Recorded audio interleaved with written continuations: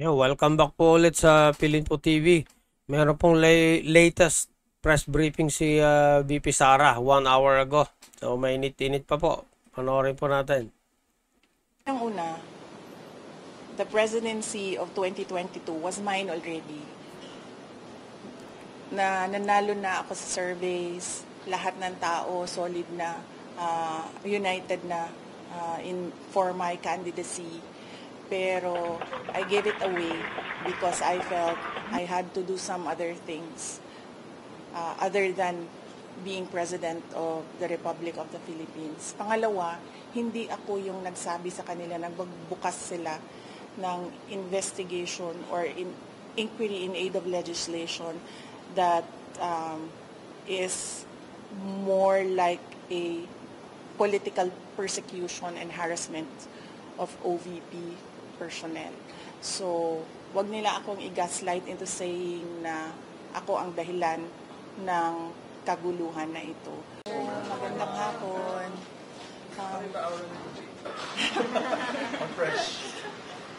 Nakatulog ako ng medyo mahaba kagabi. So, thank you. Magbigay lang ako ng update na sa inyo sa nangyayari sa taas.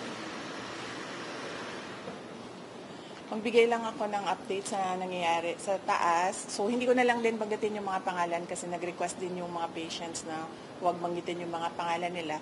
So, ang isang patient, may clearance na siya. Ang decision niya is umuwi muna sa kaibigan niya. Natatakot siya umuwi sa sarili niyang bahay. So, ang decision niya, pag-discharge niya dito, ay pupunta siya sa kaibigan niya. Doon muna siya titira. And then yung isang patient, waiting siya for discharge. At ang sabi sa kanya ng private doctors niya ay lumipat siya ng hospital. So yun yung gagawin para sa kanya. Dahil po, bakit po? Well, hindi niya nasabi sa akin. Ang nasabi lang niya sa akin ay yun yung gusto ng private doctors niya.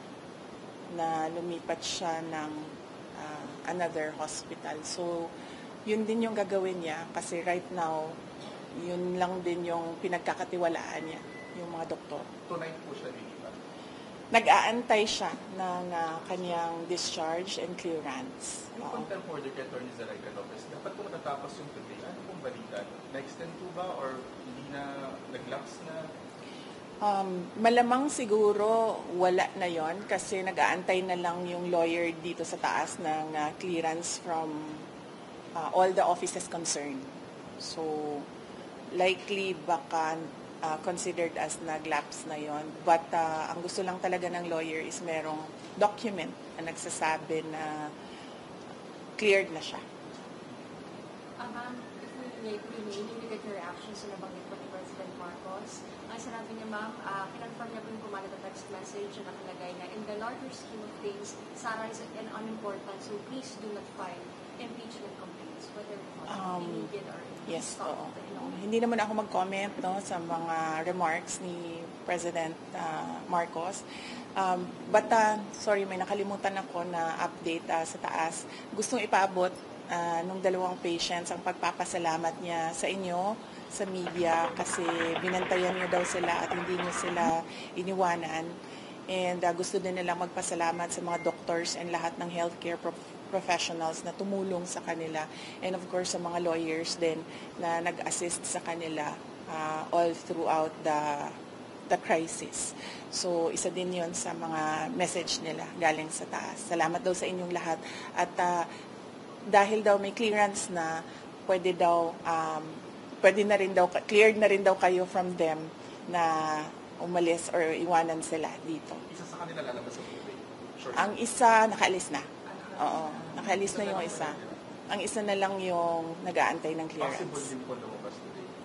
Possible din po ma-discharge? Well, hopeful sila na merong ganon na mangyayari today.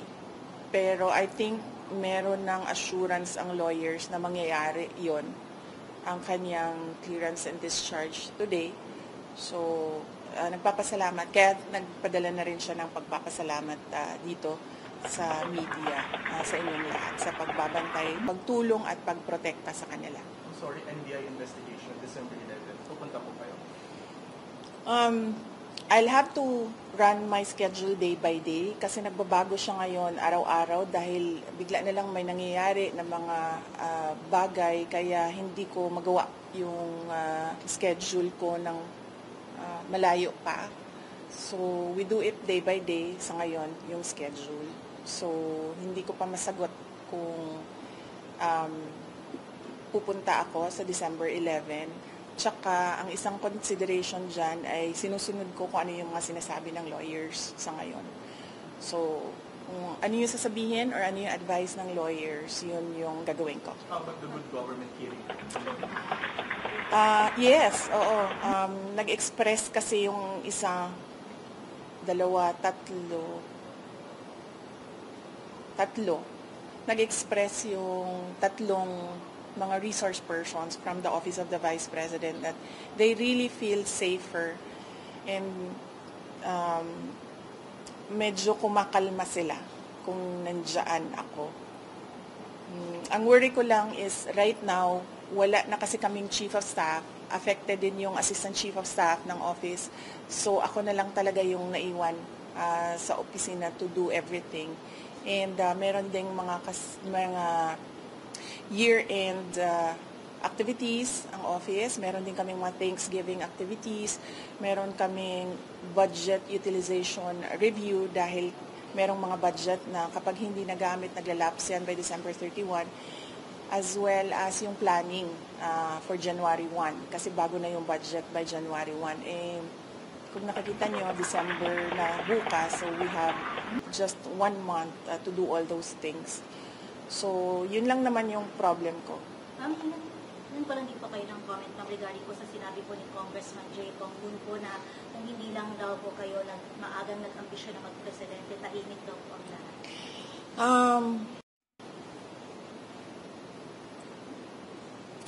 Unang-una, the presidency of 2022 was mine already.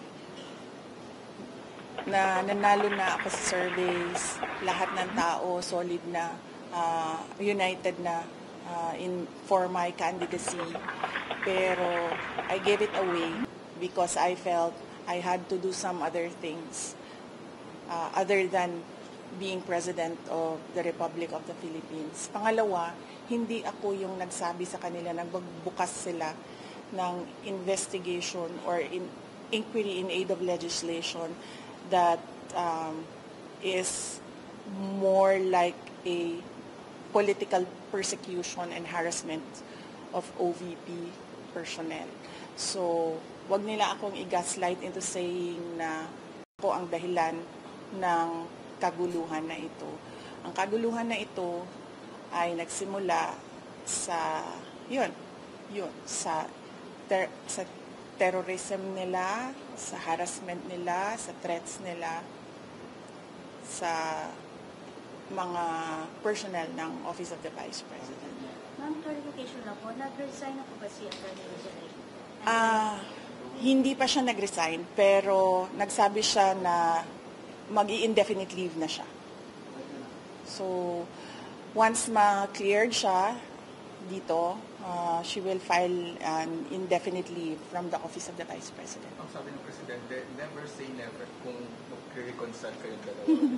I will not comment on the remarks of President Marcos sa ngayon. Thank you. Message Thank you. na sa mga supporters sa EDSA Shrine. Yes, oo. Well, nagpapasalamat din kami sa mga supporters namin sa EDSA Shrine. And syempre yung iba pa na kahit hindi namin supporters ay nagpapalabas ng kanilang saloobin sa mga nangyayari ngayon. Dahil nagbabantay din sila sa mga pasyente natin dito sa Veterans Hospital. And nagpapasalamat din kami sa mga tao na nasa labas ng Veterans Hospital na nagbantay din sa mga pasyente. Malaking tulong yon sa akin, yung media, yung mga tao na nagbabantay. Si Senator Bato de la Rosa na hindi talaga niya iniwanan yung mga pasyente. Si Senator Bongo na nag-substitute sa akin dito. Ang laking tulong nun lahat, ninyong lahat sa akin dahil nakakagalaw ako, nagagawa ko pa rin yung mga iba kong kailangan gawin na mga trabaho. Ma'am, tama na Thank po you. ba? Ma'am, nag-usap na po ba kayo dito? Thank you, ma'am. So, ganyan lang po yung press briefing ni VP Sara. Medyo mabilisan lang. Sige, pakilike and share na lang po ang video kung inyo nagustuhan. Salamat po.